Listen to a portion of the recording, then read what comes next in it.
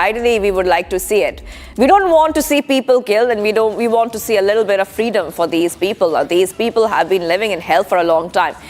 I'm just reading out what Trump has said. I have friends who used to invest in Iran, he says, and they did well with their investments. It was a great place. The people were great. Even the leadership was good. And now it is living in hell. Well, this is the response coming in from Donald Trump. Let's go and play out that statement.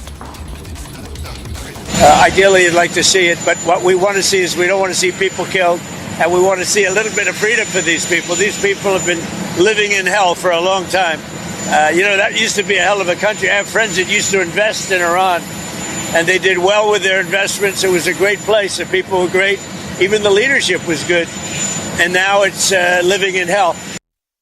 And viewers, Iranian officials have said around 2,000 people, including the security personnel, have been killed in protests across the country, blaming terrorists for the deaths. And this marks the first official acknowledgement of the high toll from the crackdown on 2 weeks of nationwide unrest. Authorities did not specify how many of these dead were protesters or security forces. The unrest, triggered by worsening economic conditions, poses the biggest internal challenge to Iran in at least 3 years. Amid rising international pressure, watch this report for more.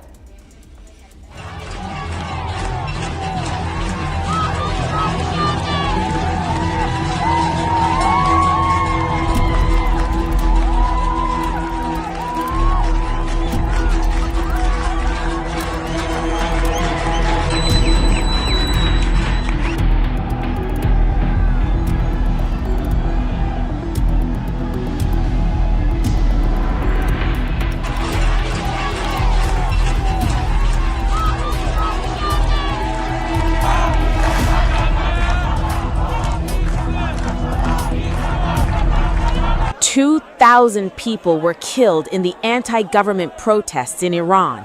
Iranian officials are blaming terrorists for the deaths of civilians and security personnel. For the last 2 weeks, Iran has been facing anti-government protests. The protests began as demonstrations in Tehran's bazaars over rampant inflation.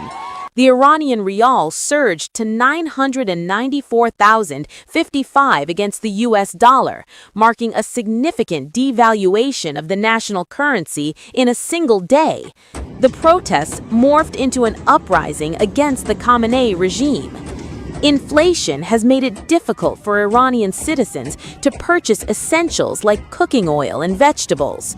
The rial's continued fall in the past 24 hours stems from ongoing public protests and economic uncertainty driven by severe U.S. and